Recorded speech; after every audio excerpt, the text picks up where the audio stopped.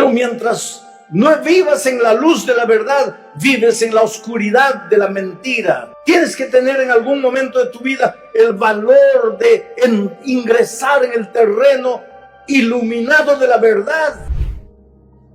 Vamos al texto bíblico de esta noche, versículos 5 y 6 de Juan 14. Le dijo Tomás: Señor, no sabemos a dónde vas, ¿cómo pues podremos saber el camino? Jesús le dijo: Yo soy el camino, la verdad y la vida. Nadie viene al Padre sino por mí. Ahora miren la importancia de tener el texto bíblico, porque ahí tú sientes que es el propio Señor Jesucristo que te está hablando.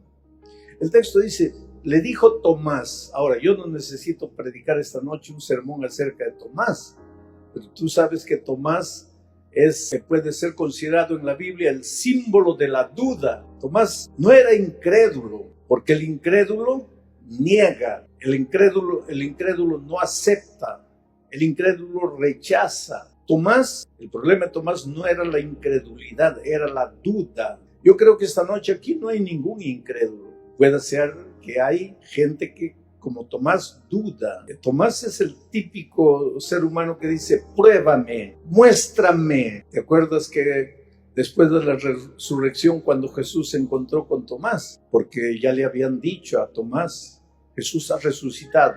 Y cuando le dijeron: Jesús ha resucitado, él dijo: no, yo no voy a creer hasta que no lo toque, hasta que no coloque mi mano en su herida, solo entonces voy a creer. Tú sabes que hay gente sincera, gente muy sincera, que es así como Tomás. Yo voy a creer, yo quiero creer, yo no niego, dicen, pero quiero pruebas. Y Jesús se presentó a Tomás después de la resurrección y le dijo: ven, coloca tu mano en mi herida. Y ahí Tomás dijo: Señor mío y Dios mío. Ahí creyó, ahí se entregó. Pero si tú lees el texto bíblico de hoy, vas a ver que antes de la muerte de Cristo, antes de la resurrección de Cristo, cuando Tomás se dirige a Jesús, le dice ¿qué cosa? ¿Qué le dice? Señor. Después de tocar su herida, ¿qué le dice? Señor mío. ¿Cuál es la diferencia? ¿Cuál es la diferencia? Ahí está el problema. Y quiero que pienses en esto. Hay mucha gente que está en la iglesia, así como Tomás estaba en el grupo de los discípulos y que seguramente cantaba y alababa el nombre de Dios y le decía Señor, pero en el fondo su corazón estaba lleno de dudas. El otro día encontré una persona que me dijo así: pastor, yo a Jesús lo amo con todo mi corazón. Yo por Jesús daría mi vida, pero a la iglesia no, pastor. Yo de la iglesia dudo, yo no creo en la iglesia. Esto es interesante. Yo amo a Jesús, pero la iglesia no. Yo amo a Jesús, pero la organización no quiero saber nada. Y esto a mí me resulta incomprensible, porque en la Biblia Jesús tiene dos figuras para ilustrar su relación con la iglesia. Dice que Él es la cabeza y su iglesia es su cuerpo. Tú no puedes separar la cabeza del cuerpo, están unidos. Entonces, ¿cómo quieres separar Cristo de su iglesia? Son una sola cosa, están unidos. ¿Cómo puedo yo venir a decirte: mira, yo te amo, te doy un beso en la frente, pero no quiero tu cuerpo, te doy un puntapié en la canilla?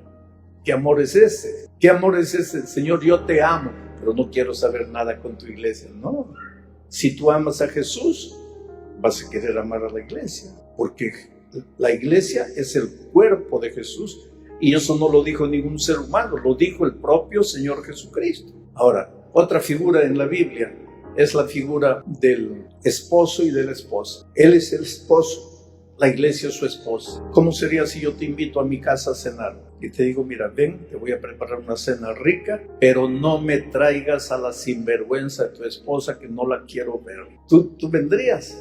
¿Qué hombre que se presa de hombre va a aceptar una invitación de? Ahora, ¿cómo tú crees que se siente Jesús cuando le dice: Señor, yo te amo, entra a mi corazón, pero la sinvergüenza de tu iglesia no? Entonces, ¿cómo puedes decir: yo amo a Jesús, pero no quiero nada con la iglesia? Esa es una incoherencia.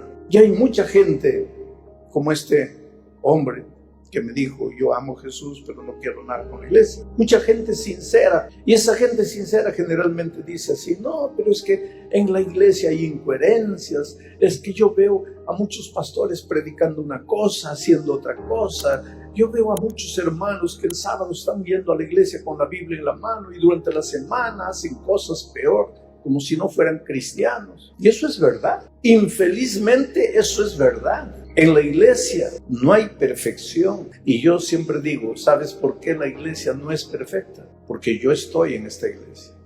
Si yo no estuviera, tal vez la iglesia sería perfecta. Pero como yo estoy en esta iglesia y yo soy imperfecto, la iglesia no es perfecta. Porque dime una cosa, ¿cómo sería la iglesia si todos los miembros de la iglesia mundial fueran como tú? Y tú sabes quién eres tú.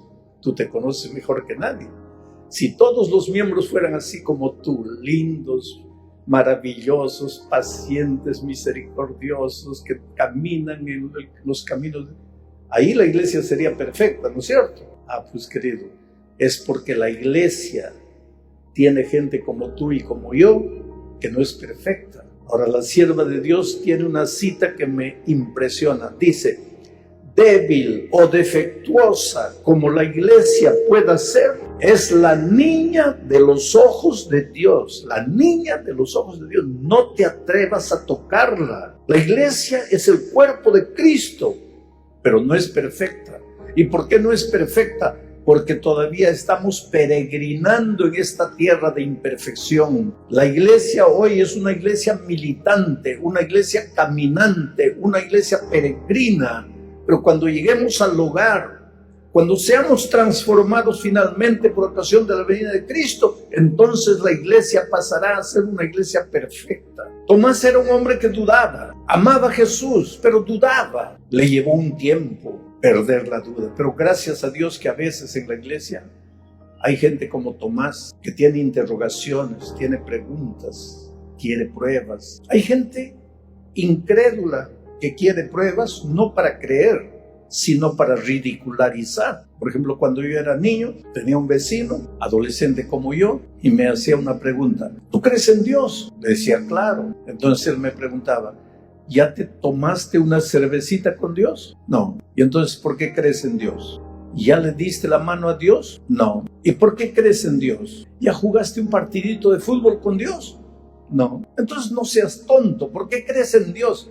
Y él pensaba que me estaba haciendo preguntas. Oh, es muy inteligente, no creo en Dios, soy ateo.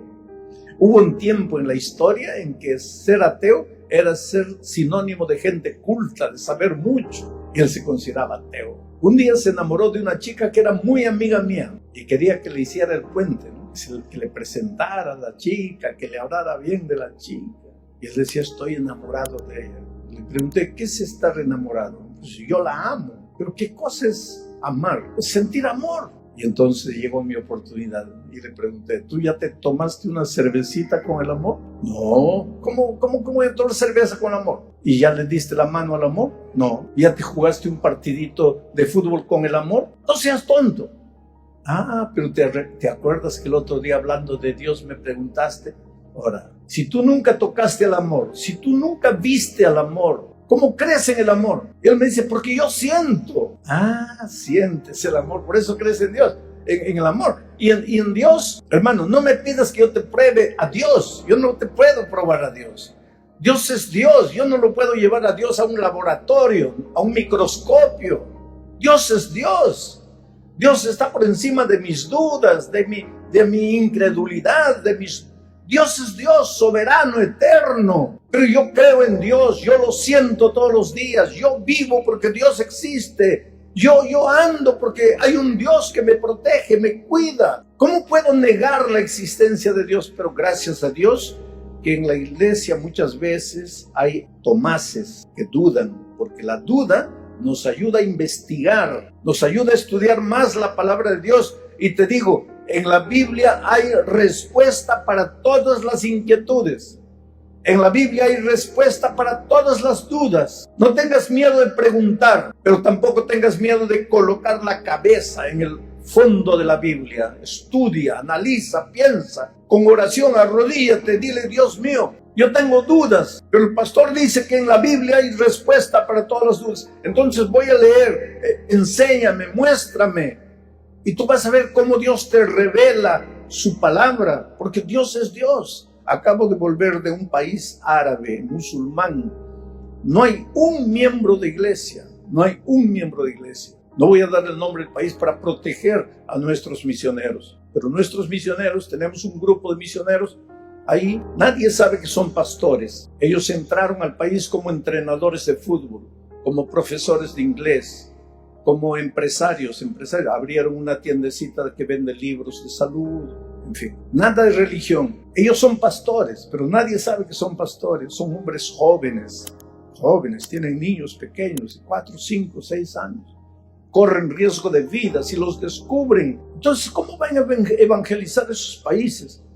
La amistad, haciéndose amigos, mientras están entrenando fútbol, mientras están enseñando inglés, van hablando. Y ahí escuché la historia del único convertido, un musulmán, el único convertido, que un día se sentía vacío. Los musulmanes son hombres religiosos, ¿sabe? Todos los días a las 6 de la mañana me despertaba un lamento, como el aullido de un lobo, y era la mezquita. De la mezquita, los hombres orando, arrodillados. Si hay hombres religiosos, son los musulmanes. Ahora tú me vas a decir, ¿y por qué andan explosionando torres? Es que no son los musulmanes los que explosionan torres.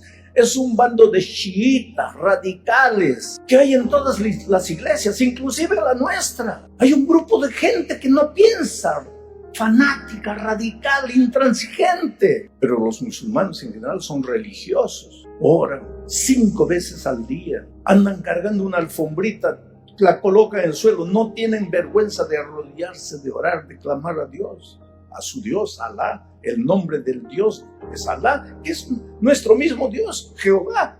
Pero ellos no saben eso. Y entonces tenemos el desafío de evangelizar a ese pueblo, a esa gente. Yo les pido, oren por esa gente, oren por los pastores que están ahí corriendo riesgo de vida para predicar el evangelio. Y en todos esos años consiguieron una conversión de ese hombre, ese musulmán, que por más que oraba, por más que clamaba a Dios 5 veces al día, lloraba de madrugada, lloraba de noche, pero se sentía vacío. Ahora miren cómo son los milagros de Dios, porque Dios es así. Cuando tu incredulidad es sincera, cuando tus dudas son sinceras, Dios se encarga de hacer lo que tú no puedes hacer. Y una noche que no podía dormir, que se revolcaba en la cama, sintió como una voz que le decía, lee la Biblia. Él había escuchado hablar de la Biblia, pero nunca había tocado una Biblia. Su Biblia es el Corán. Él leía el Corán, su Corán todo subrayado. Buscó una Biblia y comenzó a leer. Y hay un versículo de la Biblia que tocó su corazón. Dios es amor. Esta era una faceta de Dios que él no conocía. Dios es amor, Dios te ama, querido, Dios te ama. Tú sabes que en todos los años de mi ministerio, que no son pocos, una de las cosas más difíciles para mí ha sido explicarle al ser humano que Dios es amor. Una de las cosas más difíciles para mí ha sido convencer al ser humano que Dios es amor, porque el hombre relaciona el amor de Dios con su conducta. Quiere decir, si me porto bien, Dios me ama, pero si no me porto bien, Dios no me ama. Eso es humano, eso es mezquino, eso es egoísta. Dios es amor, Dios te ama como eres, como vivas. Si estás lejos de Dios, te ama. Si estás cerca, te ama. Si crees, te ama. Si no crees, te ama. El amor de Dios por ti no desaparece jamás. Hagas lo que hagas, vivas como vivas, Dios te ama. No quiero decir que Dios apruebe tu manera de vivir, pero porque te ama, te llama y quiere transformar tu vida. Este musulmán entendió eso, el amor de Dios. Siguió estudiando la Biblia y de repente encontró la verdad del sábado. Es interesante cómo nosotros a veces tomamos la verdad del sábado y la queremos racionalizar. Raciocinamos, especulamos. No. Pero es que ya pasó.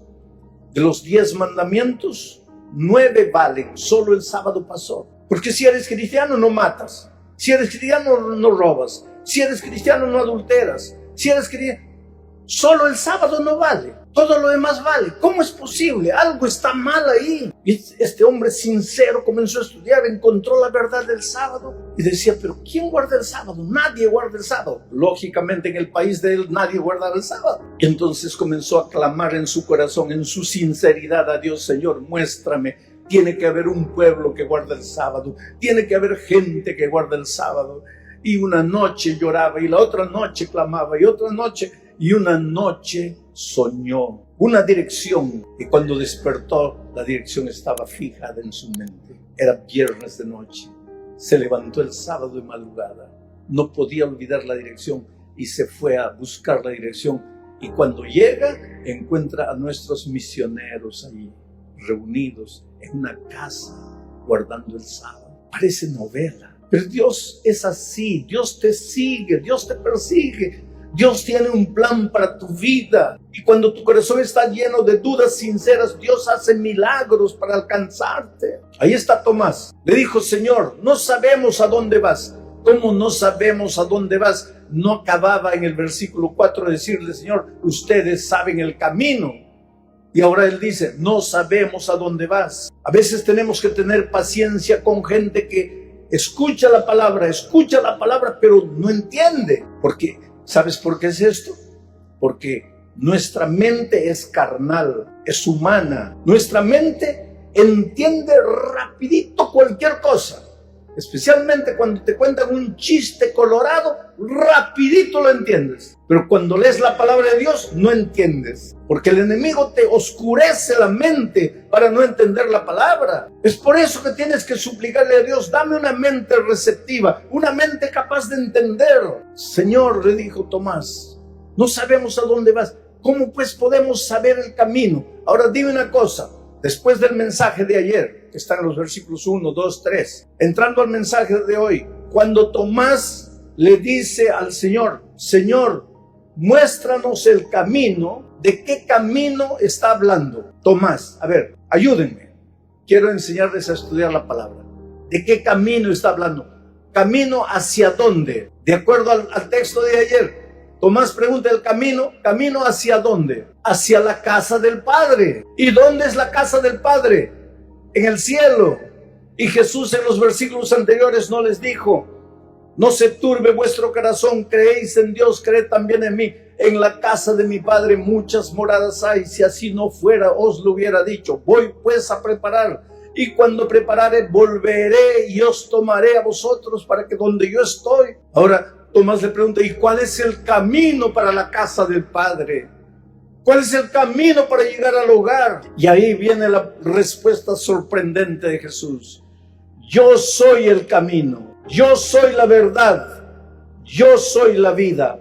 Nadie puede llegar al Padre, nadie puede llegar a la casa del Padre, nadie puede llegar al cielo si no es por mí. Yo soy el camino. El camino no es ninguna religión, el camino es Cristo. No trates de defender religiones, defiende a Cristo, únete a Cristo. Cristo tiene una religión, Cristo tiene una iglesia, pero cuando tú estás más preocupado en la religión y en la iglesia que en Cristo, te vas a meter en problemas. Si quieres ser cristiano, ten la seguridad que estás enamorado de Cristo. Ten la seguridad que es Cristo el centro de tu vida, es Cristo el centro de tu mensaje. No te pierdas por las ramas. Hay gente que está preocupada de cualquier cosa menos en Cristo. Y Jesús dice, yo soy el camino. Lucas, escribiendo en el libro de los Hechos de los Apóstoles, dice, en ningún otro hay salvación, porque no hay otro nombre dado a los hombres en quien podamos ser salvos. Cristo es el único camino. Pero lo que tienes que entender esta noche, que Cristo no es solo el camino hacia el cielo. Cristo es el camino hacia las soluciones que delante de los problemas que enfrentas en esta vida. Hay gente que me dice, pastor, ya no sé qué hacer para salvar mi matrimonio. Yo te digo una cosa, ¿para qué sirve un camino? Hay un camino de aquí para Campeche y hay otro camino de aquí para Tuxtla. Si yo queriendo ir a Campeche, no sé si estoy bien en geografía mexicana, me voy para Tuxtla, nunca voy a llegar a Campeche. Hay un camino para México, hay otro camino para Tuxtla. Si yo quiero ir a Tuxtla y agarro el camino para México, no voy a llegar a Tuxtla. Entonces, el camino sirve para llevarme a un lugar. ¿Quieres salvar tu matrimonio? Hay un camino. Pastor, muéstrame el camino. Ahí viene Jesús y te dice, yo soy el camino. En otras palabras, ¿quieres salvar tu matrimonio? Entrégate a mí. Ven a mí. Yo voy a cambiar tu carácter. Y cuando cambie tu carácter, tu matrimonio se va a salvar, porque tu matrimonio está siendo destruido por causa de tu carácter. Pero tu carácter tú no lo puedes cambiar, yo lo puedo cambiar. Por eso yo soy el camino, ven a mí. Pastor, no sé qué hacer para sacar a mis hijos de las drogas.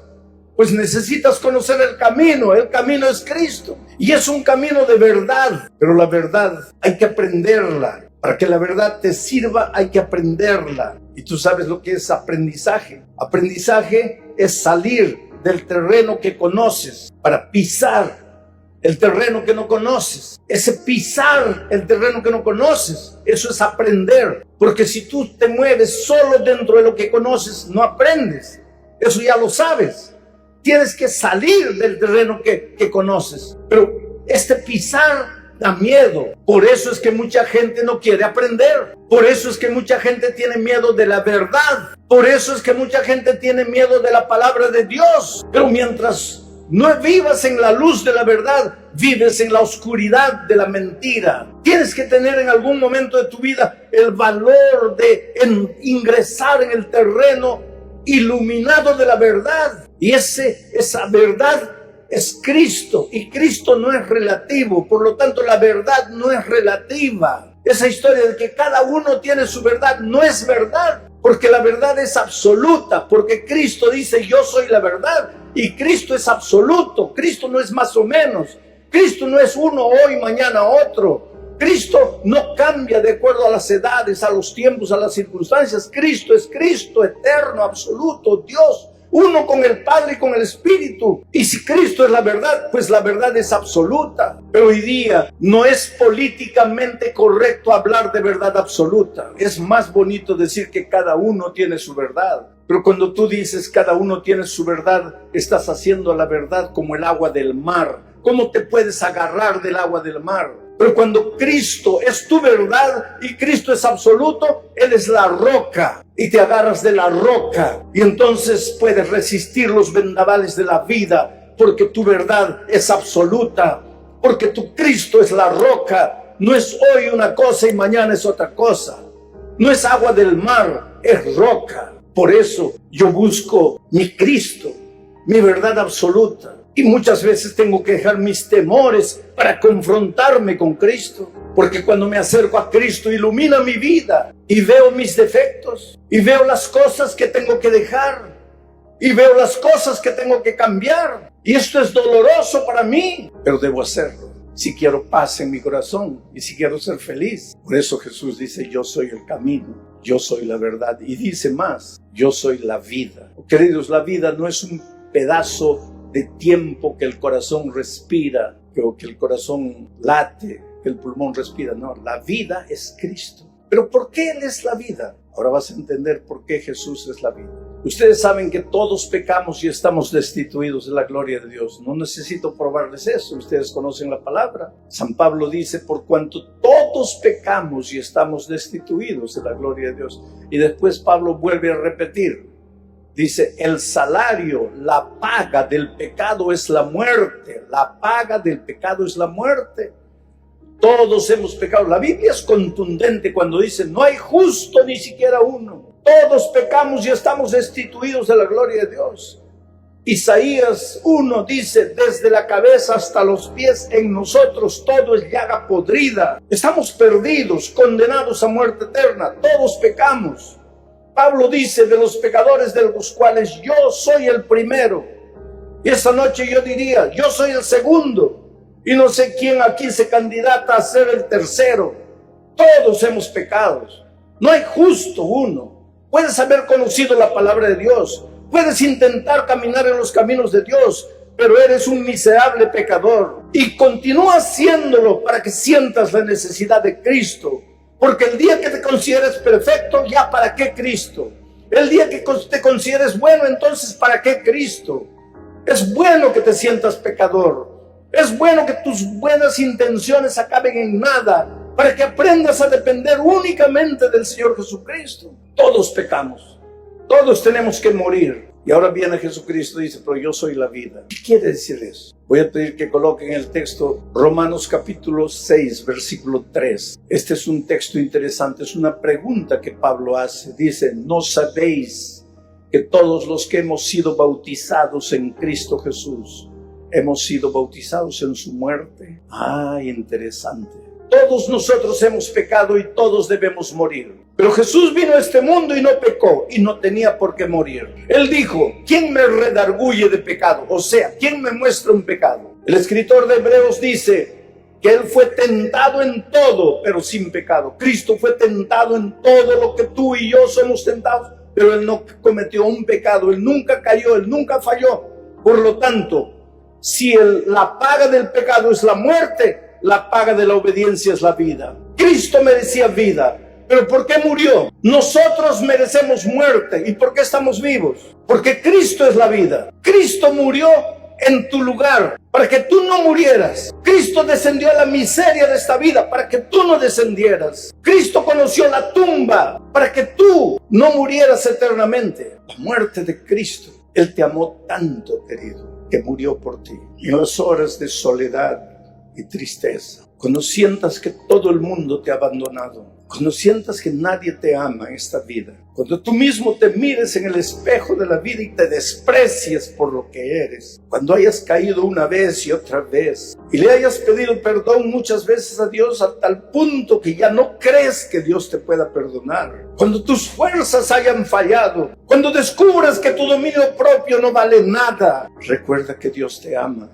Eres precioso para Dios y recuerda que Él murió por ti. Y si murió por ti debe ser porque tú vales mucho. Pero yo tengo una noticia triste esta noche. La muerte de Cristo no les sirve a todos. Y eso está escrito en el texto que quiero leer. Dice, ¿o no sabéis que todos los que hemos sido bautizados en la muerte de Cristo? O sea, cuando tú te bautizas, mueres. Pero no mueres tu muerte. Mueres la muerte de Cristo. El diablo quiere cobrar. El diablo dice, has pecado, tienes que morir. Pero Cristo dice, ya morí por él. El diablo dice, no, él pecó, él tiene que morir. Cristo le dice, no, yo ya morí por él. Ahí el diablo dice, ¿cómo me pruebas que tú moriste por él? ¿Cómo me pruebas que él cree en que has muerto por él? Y Jesús le dice, es fácil, él se bautizó. Y Pablo dice, ¿no sabes que todos los que hemos sido bautizados en Cristo Jesús, hemos sido bautizados en su muerte? O sea, tú y yo pecamos. Solo tenemos dos salidas. O morimos nosotros eternamente y para siempre, o muere Cristo por nosotros. Pero para que la muerte de Cristo te sirva, tú tienes que entrar al tanque del bautismo. Y tienes que bautizarte. Porque en el momento que te bautizas, estás muriendo la muerte de Cristo. Cuando sales y el diablo te dice, tú has pecado, tienes que morir, tú le dices, ya morí. ¿Cuándo moriste? Cuando me bauticé. Morí la muerte de Cristo. Ya no tienes que cobrarme, ya no tienes que condenarme, porque ya pagué por mi pecado con la muerte de Cristo, porque me bauticé, y cuando me bauticé morí la muerte de Cristo. Pero es interesante que mucha gente no quiere bautizarse y dice, inventa disculpas. No, pastor, tenga paciencia conmigo. Bueno, entonces tienes que morir tú, porque has pecado. Y la paga del pecado es la muerte. No, pero no quiero morir. Pues entonces bautízate. No, pero no quiero bautizarme. Entonces muere. No, pero no quiero morir. Entonces bautízate. No tienes salida. Todos pecamos. La única manera de que la muerte de Cristo te sirva es que tienes que bautizarte. Porque al bautizarte mueres la muerte de Cristo. No quieres bautizarte, tienes que morir tú. Pero ahí viene la gente, inventa la disculpa. No, pastor, es que no estoy preparado. Es que todavía no sé andar. Es que estoy esperando que mi mamá venga de Estados Unidos para ahí me bautizo. No, pastor, cuando me jubile. El otro día alguien me dijo, no, pastor, es que en la iglesia hay mucho hipócrita. Cada uno inventa las disculpas para no bautizarse. Ahora yo te voy a hacer una ilustración. Vamos a decir que tú te estás ahogando en el mar. Ya tragaste agua, ya estás todo morado, ya hundiéndote, ya no tienes fuerzas, ya diste brazadas, ya se acabó la vida. Estás muriendo y cuando ya te estás muriendo yo aparezco en un helicóptero con un compañero a mi lado y te lanzo una cuerda desde el helicóptero y te digo, agárrate, agárrate. Y tú me miras, ay pastor, pero no estoy preparado. ¿Qué te vas a preparar, querido? Agárrate o mueres. Ay, pastor, téngame paciencia. ¿Qué paciencia? Agárrate, vas a morir, ya no puedes. Pastor, yo quisiera agarrarme, pero ese que está a su lado es un hipócrita. ¿Qué te importa? Agárrate. Es tu única salida. Por eso la Biblia dice, hoy es el día de buena nueva. Hoy es el día de salvación. No mañana, no cuando te jubiles. Hoy, ahora, entrégate a Jesús. El Señor te está llamando porque te ama. Él es el camino para llevarte a verdes pastos y aguas tranquilas. Él es la verdad para alumbrar tu vida. Lámpara es a mis pies tu palabra y lumbrera mi camino. Él es la vida para sacarte de la muerte. No más condenación, no más dolor, no más sufrimiento ni angustia. No más noches sin dormir. Él es la vida. Vengan a los brazos de Jesús. Entrégate al Señor Jesús. Ya has tomado tantas decisiones en la vida. Algunas decisiones solo te han hecho sufrir, te han traído dolor a la vida. Y para eso no pensaste, decidiste. Hoy yo te estoy invitando a tomar la más extraordinaria decisión de tu vida. Aceptar el camino que es Jesús. Aceptar la verdad que es Jesús y aceptar la vida. Pero aceptando la vida, tienes que aceptar primero su muerte. Y para morir la muerte de Cristo, tienes que ser bautizado. Por eso esta noche, mi invitación es, pueden levantarse todos los que se han levantado anoche, pueden levantarse los que no han venido anoche. Si tú quieres estudiar la palabra de Dios y prepararte para ser bautizado, en algún momento yo te voy a pedir que tú te levantes en el nombre de Jesucristo y vengas al camino, a la verdad, a la vida. Casi me persuades, casi me convences, casi me entrego, casi me rindo, solo que casi no vale de nada. Estar casi salvo significa estar completamente perdido.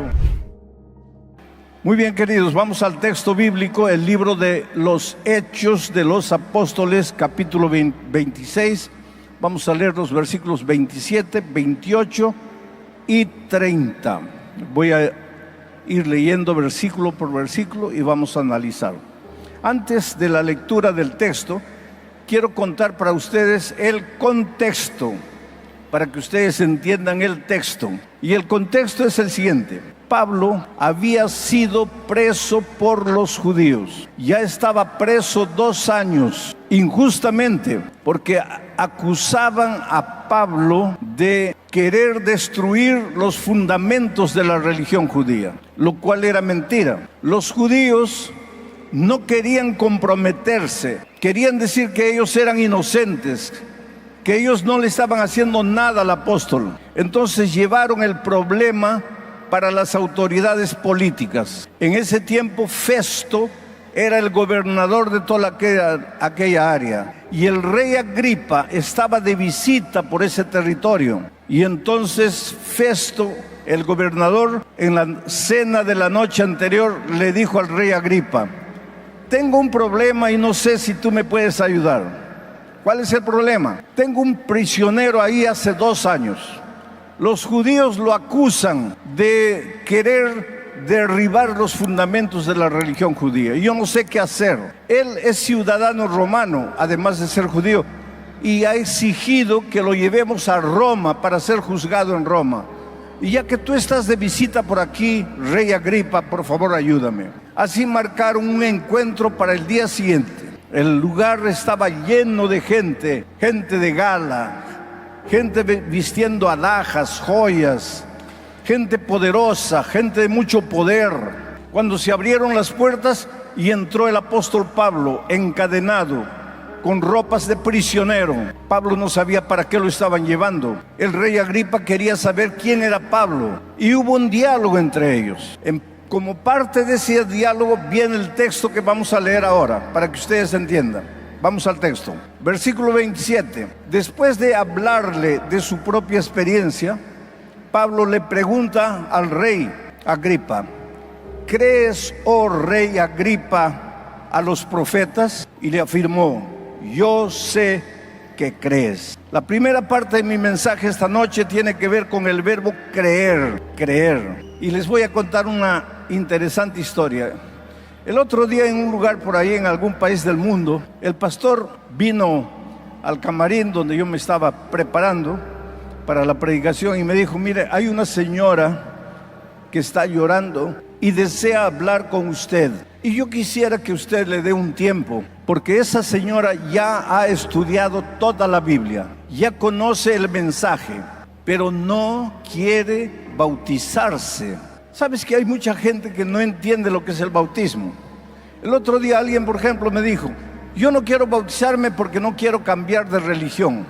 No. El bautismo no tiene nada que ver con cambio de religión. El bautismo tiene que ver con cambio de vida. De nada vale que tú cambies de religión si no cambias de vida. El bautismo tiene que ver con cambio del corazón, con cambio de vida, con cambio de la experiencia. Bueno, esta señora conocía la palabra de Dios, había estudiado todo, conocía bien la Biblia, pero no quería dar el paso del bautismo. Entonces el pastor me dijo: dele un tiempo, ella está llorando, tiene algunas preguntas. Y entonces ella entró, llorosa, triste. Se veía una mujer sufrida, golpeada. Yo le pregunté: ¿cuál es tu problema? Y voy a repetir las palabras textuales de ella. No son mis palabras, son palabras de ella. Me dice: pastor, yo tendría todos para ser feliz, pero hay un culpable de la situación en que me encuentro. Y el culpable es el sinvergüenza, mujeriego, borracho de mi esposo. Palabras de ella: mujeriego, borracho, incrédulo, sinvergüenza, palabras de ella. Le dije: ¿pero qué te hizo él? Y entonces ella me contó la triste historia de su vida. Dice: pastor, ya no sé qué hacer con él. Me vive engañando, me engaña con una, me engaña con otra, me engaña con las vecinas. Y lo peor de todo, las vecinas se ríen de mí, se burlan de mí, porque él conquistó a todas las vecinas y yo salgo a la calle, tengo vergüenza de andar por la calle. Y yo le digo: pero cuando ustedes eran novios, cuando ustedes eran enamorados, ¿cómo era él? Él me dice: pastor, era la misma cosa, un mujeriego de primera. Me engañaba con mis mejores amigas. Y yo le hago una pregunta simple: ¿y entonces por qué te casaste? Y miren la respuesta de ella: pastor, es que cada vez que yo lo descubría, él me pedía perdón, él lloraba. Él me decía que era la última vez, que nunca más me iba a engañar. Y yo le pregunto: ¿y tú le creíste? Y él me dice: sí, pastor, yo le creí. Y esa es mi desgracia. Ahora, yo no le dije a ella lo que te voy a decir esta noche a ti. Al sinvergüenza, mujeriego, en las palabras de ella, al sinvergüenza, mujeriego, borracho de su marido, le creyó. Pero cuando le pregunté: ¿y por qué no te bautizas? ¿Sabe lo que me dijo? Es que no estoy segura. Es que algunos me dicen que me están engañando, que me están lavando la cabeza, el cerebro. Entonces yo no sé si creer, si no creer. Al Señor Jesucristo no sabe si creer o no creer. Ahora, al sinvergüenza, mujeriego y borracho le creíste. Ustedes se ponen a pensar en la incoherencia del ser humano.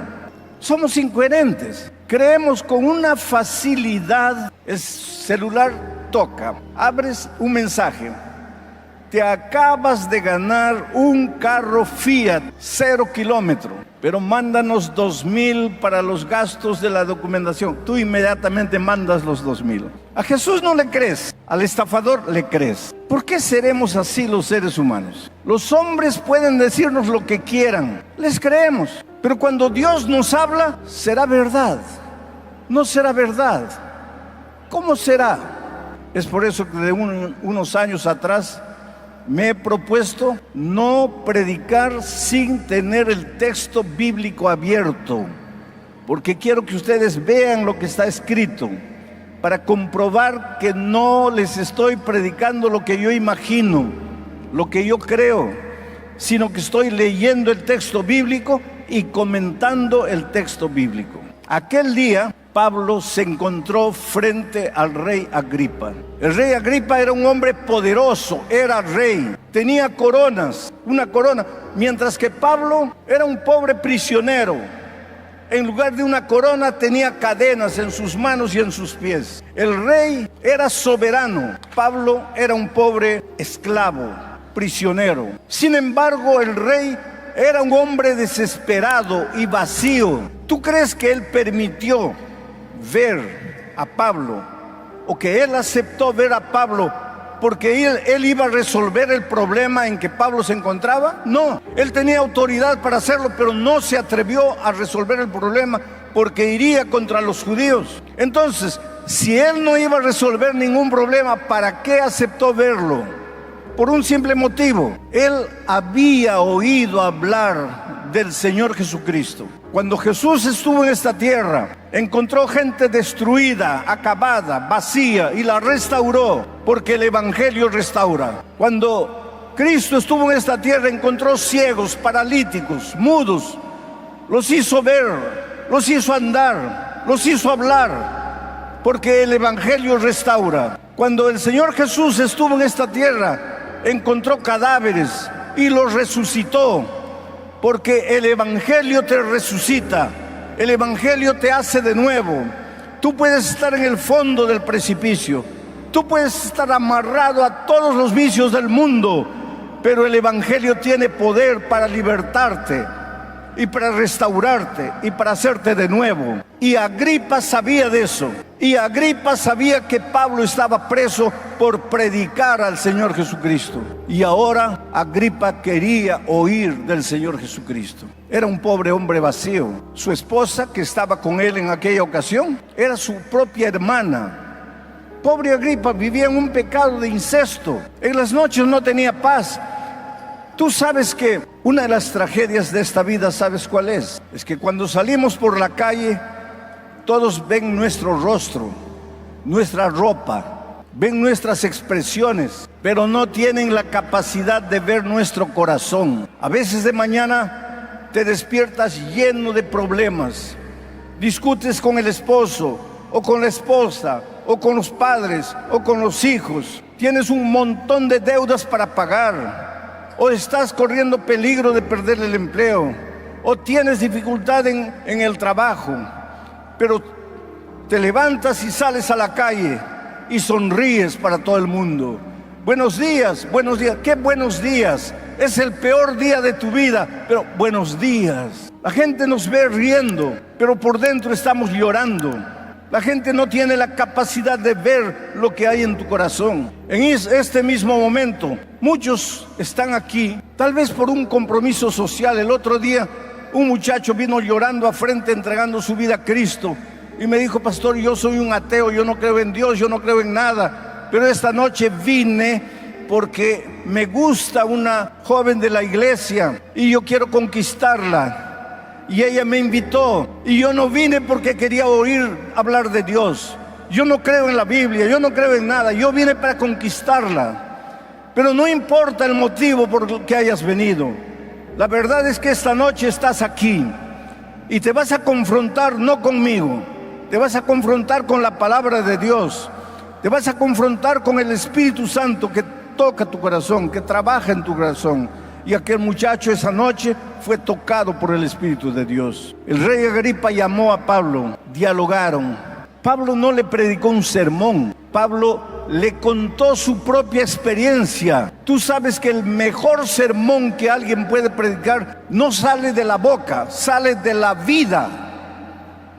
Tú sabes que el mejor sermón que tú tienes no está escrito en un papel, lo has vivido, es tu testimonio. ¿Cómo Dios te encontró? ¿Dónde Dios te encontró? ¿De dónde Dios te trajo? ¿Por qué estás aquí? ¿Qué es lo que hizo en tu vida? Si tú le cuentas a otra persona lo que hizo en tu vida Jesús, ese tu testimonio puede impresionar la vida de la otra persona.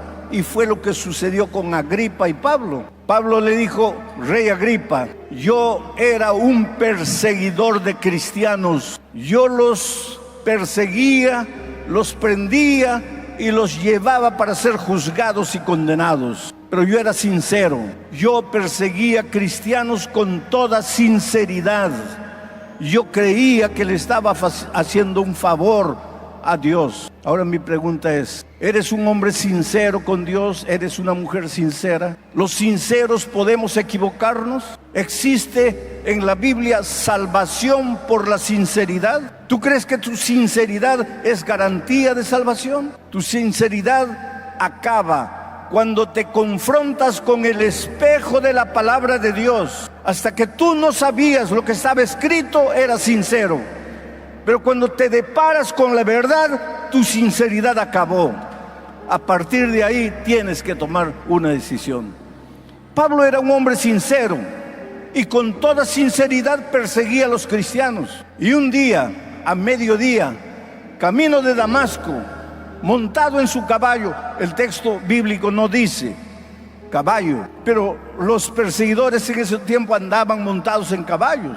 Pablo caminaba yendo a Damasco para aprisionar cristianos, cuando a mediodía el sol estaba esplendoroso, pero apareció un sol más esplendoroso que el sol de mediodía, un reflejo de luz que lo empañó, y él cayó por tierra y comió polvo. Y cuando quiso abrir los ojos, se dio cuenta que ya no veía, estaba completamente ciego. Y en su incapacidad, en su impotencia, en su desgracia, en su tragedia, en su derrota, en su fracaso, oyó una voz, la voz de Dios, que le decía: Saulo, Saulo, ¿por qué me persigues? Y él, desesperado en la oscuridad, porque no veía nada, preguntó: Señor, ¿quién eres tú? Y la voz le respondió: yo soy Jesús, a quien tú persigues. Toda su vida pensó que le estaba haciendo un favor a Dios, y aquel mediodía entendió que estaba persiguiendo al propio Dios. Pero para entender lo que estaba haciendo, tuvo que caer, tuvo que comer tierra, tuvo que quedar ciego, y en la inoperancia de la vida entendió que estaba persiguiendo al Señor Jesucristo.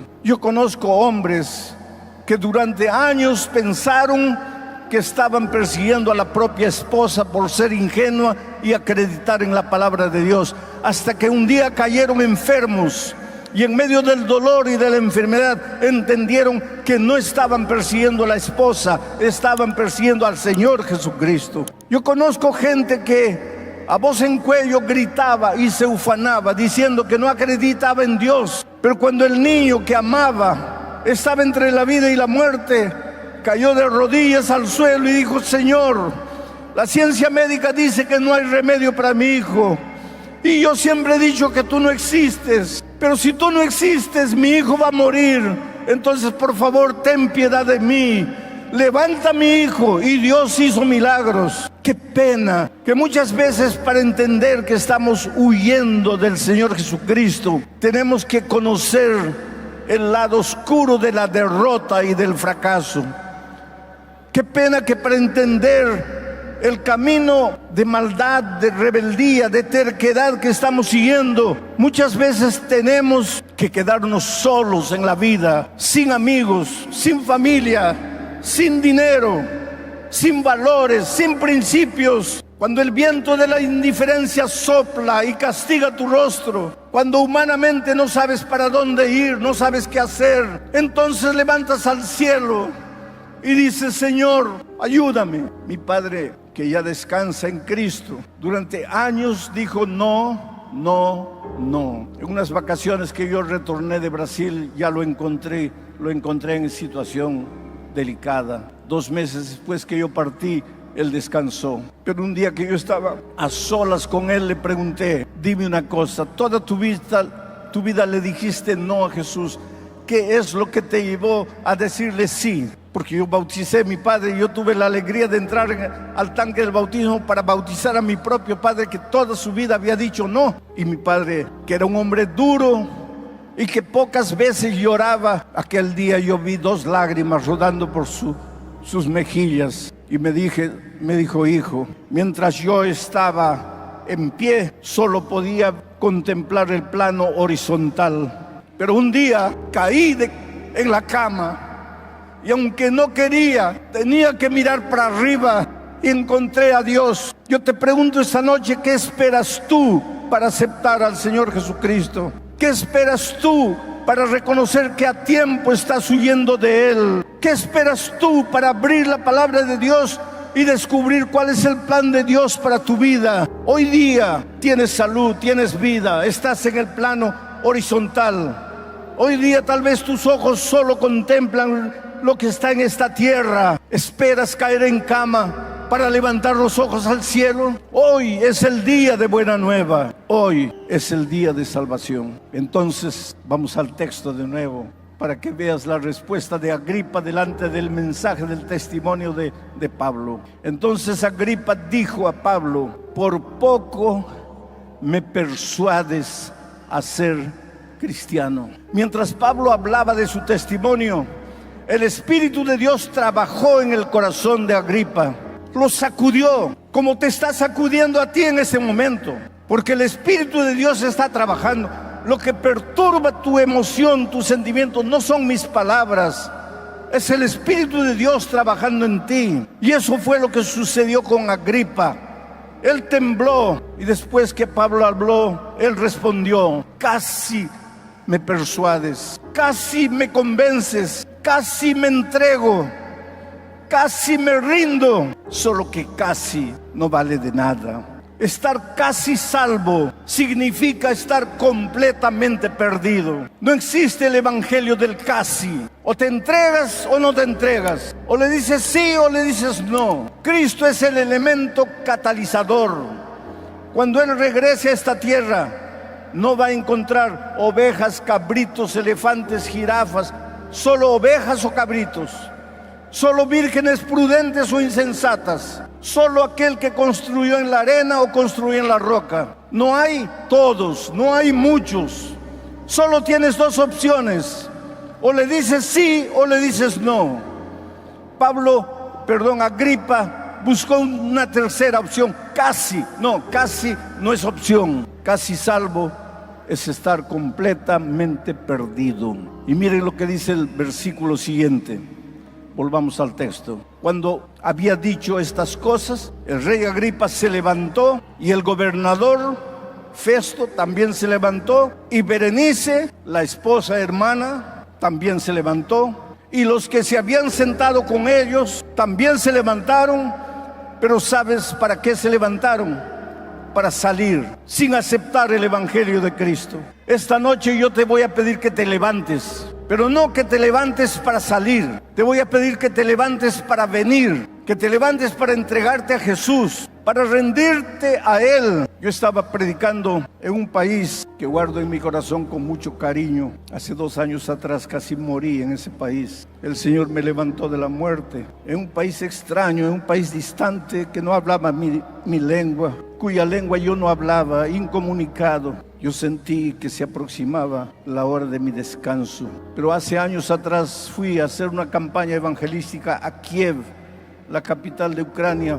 Y al salir, encontré en la puerta un hombre corpulento, alto, vistiendo una casaca ceniza, ploma. Me impresionó que un hombre tan alto y fuerte estuviera llorando. Y antes de entrar a la camioneta, me acerqué para preguntarle: ¿está todo bien? Y cuando él reconoció que yo era el hombre que acababa de predicar, me abrazó fuerte y llorando me dijo: pastor, yo soy ateo, yo no creo en Dios, he sido educado de esa manera, yo creo en las cosas que toco, yo no creo en cosas que no veo, pero mi vida está destruida, soy un pobre esclavo del alcohol y por causa de ese vicio mi hogar está destruido, mi esposa me mira con pena, mis hijos me desprecian. He arruinado todo lo bueno que pude haber conseguido en la vida. Pastor, he venido esta noche aquí porque solo Dios podría hacer alguna cosa por mí, pero yo no creo en Dios. Por favor, ayúdeme a creer. Necesito creer, pero no puedo. Ese es el drama del hombre moderno. Tú puedes hacer lo que quieras, puedes luchar con tus manos, puedes ser inteligente, brillante, puedes dominar el conocimiento de nuestro siglo, puedes luchar para tener un futuro mejor, inclusive puedes alcanzar y encontrar dinero, fama, poder, gloria, lo que tú quieras, pero en el fondo eres un hombre vacío, una mujer vacía. En el fondo necesitas de Jesús. ¿Sabes? Porque un día saliste de las manos de Dios y nunca serás feliz mientras no te devuelvas a Dios. Aquel hombre, verlo me dolía, porque yo estaba viendo en él el retrato del hombre de este siglo, que necesita desesperadamente de Dios, pero tiene miedo de comprometerse con Dios, que necesita desesperadamente de la fuerza interior que solo Dios puede dar, pero tiene miedo de abrir su corazón y rendirse al Señor Jesucristo. La vida te ha golpeado, los seres humanos te han herido, estás tan resentido que piensas que Jesús puede hacer lo mismo por ti y